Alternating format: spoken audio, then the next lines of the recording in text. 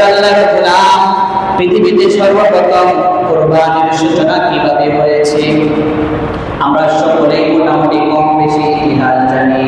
এরপরে ইতিহাসটাই তো পর্যালোচনা করার দরকার। মুসলমান ইমানদার আল্লাহর গোলাম পৃথিবীতে কুরবানির সূচনা হয়েছিল বাবা আদম আলাইহিস সালাতু ওয়াস সালামের দুই পুত্র হাবিল এবং কাবিলের মাধ্যমে। মুসলমান ইমানদার আল্লাহর গোলাম দুনিয়ার জমিনের মধ্যে যখন বাবা আদম আলাইহিস সালাতু ওয়াস সালাম এবং মা হাওয়া আলাইহিস সালাতু ওয়াস সালাম যখন দুনিয়ার জমিনের মধ্যে আল্লাহ তাআলা পাঠিয়ে দিলেন, আল্লাহ তাআলা পাঠিয়ে দেওয়ার পর তারা যখন সন্তান প্রজনন শুরু করেন তখন প্রতি গর্ভ থেকে দুইজন করে সন্তান জন্মগ্রহণ করতেন। একজন ছেলে সন্তান এবং একজন মেয়ে সন্তান জন্মগ্রহণ করতেন। দুনিয়ার জমিনের মধ্যে যেহেতু আদম আলাইহিস সালাতু ওয়াস সালামের সন্তান ব্যতীত পৃথিবীতে অন্য কোনো মানুষ ছিল না। এই জন্য আল্লাহ তাআলা প্রয়োজন খাতিরে আল্লাহ রাব্বুল আলামিন আদম আলাইহিস সালাতু ওয়াস সালামের শরীয়তের মধ্যে নিয়ম করে দিয়েছিলেন যে প্রথম গর্ভ থেকে যে কন্যা সন্তান জন্মগ্রহণ করবে এবং ভাই জন্মগ্রহণ করবে তারা সহোদর দুইজন ভাই বোন করে গণ্য হবে, এবং দ্বিতীয় গর্ভ থেকে যে কন্যা সন্তান এবং ছেলে সন্তান জন্মগ্রহণ করবে তারা দুইজন ভাই বোন করে গণ্য হবে। কিন্তু প্রথম গর্ভের সন্তান ছেলে সন্তান দ্বিতীয় গর্ভের কন্যা সন্তানের জন্য ভাই বলে গণ্য হবে না, এবং দ্বিতীয় গর্ভের সন্তান ছেলে সন্তান প্রথম গর্ভ থেকে জন্ম নেওয়া মেয়ে সন্তানের জন্য ভাই বলে গণ্য হবে না। এই জন্য তাদের মধ্যে বৈবাহিক সম্পর্ক হারাম হবে। আল্লাহ তাআলা প্রয়োজনের খাতিরে সেই নিয়ম আল্লাহ তাআলা করে দিয়েছেন। মুসলমান ইমানদার আল্লাহর গোলাম সেই সময় প্রথম গর্ভ থেকে যে দুইজন সন্তান জন্মগ্রহণ করেছিলেন হাবিল এবং হাবিলের সাথে তার বোন হাবিলের সাথে যে বোন জন্মগ্রহণ করেছিলেন সে ছিল কুসরি এবং কালো, আর কাবিলের সাথে যে কন্যা সন্তান জন্মগ্রহণ করেছিলেন সে ছিল সুন্দরী। যখন তাদের বিবাহের উপনীত হয়েছে, বিবাহের বয়সে উপনীত হওয়ার পর যখন তারা বিবাহে বন্ধনে আবদ্ধ করবে তখন কাবিল জিদ করে বসল যে আমার বোনকে আমার সাথে বিবাহ দিতে হবে। কিন্তু আদম আলাইহিস সালাতু ওয়াস সালাম কাবিলকে অনেক বোঝানোর চেষ্টা করলেন, কিন্তু কাবিল কিছুতেই সে বুঝতেছে না। সে জিদ করে বসল যে আমাকে আমার বোনের সাথে আমাকে বিবাহ দিতে হবে, আমার বোনকে আমার সাথে বিবাহ দিতে হবে। অনেক বোঝানোর পর যেন তখন বুঝে আসে না, আলাইহিস সালাতু ওয়াস সালাম বললেন যে তোমরা উভয়ে আল্লাহর দরবারে কুরবানি পেশ করো, যার কুরবানি আল্লাহ তাআলার দরবারে কবুল হবে সেই উক্ত কন্যাকে বিবাহ করতে পারবে। মুসলমান ইমানদার আল্লাহর গোলাম হাবিল সে পশু লম্বা ইত্যাদি লালন পালন করত, আর কাবিল কেটকামারি কাজ করত, বেশি কাজ করত।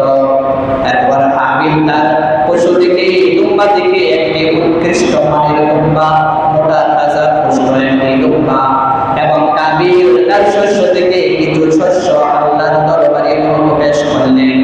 তখনকার কুরবানি কবুল হওয়ার আলামত ছিল আকাশ থেকে অগ্নিকুণ্ড এসে যে কুরবানিকে জানিয়ে দেবে সেই কুরবানি কবুল হয়েছে বলে গণ্য হবে, আর যে কুরবানিকে আগুন স্পর্শ করবে না সেই কুরবানি কবুল হবে না।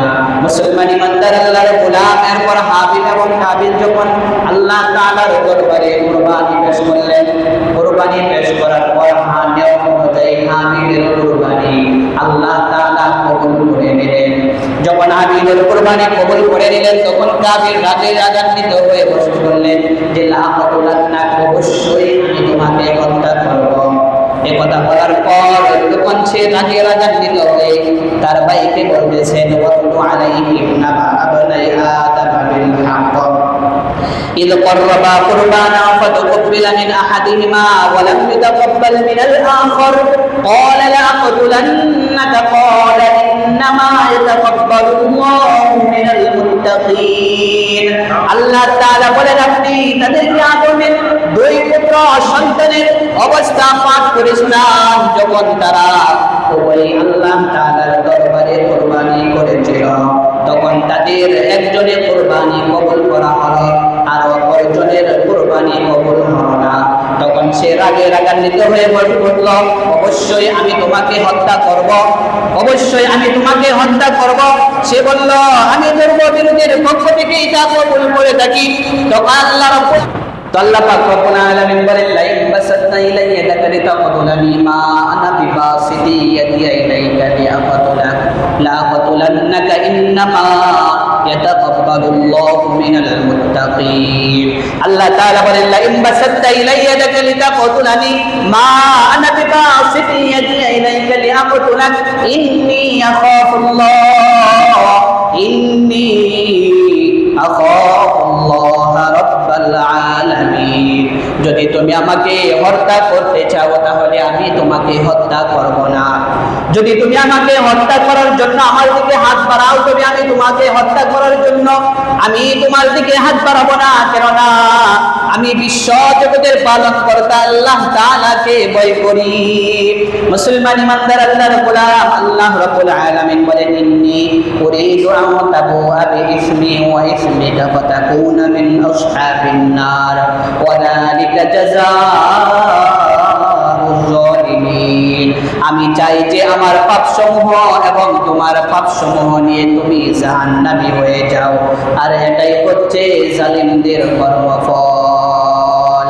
মুসলমান ইমানদার আল্লাহর গোলামের পর আল্লাহ রাব্বুল আলামিন বলেন, ফাতাওয়াত লাহু নাফসুহু ক্বাতলা আখিহি ফাকাতালাহু ফাআসবাহা মিনাল খাসিরিন। অতঃপর তার অন্তর তার ভাইকে খুন করার জন্য পরিচিত করল, তখন সে তার ভাইকে খুন করে ফেলল এবং সে ক্ষতিগ্রস্তদের অন্তর্ভুক্ত হয়ে গেল।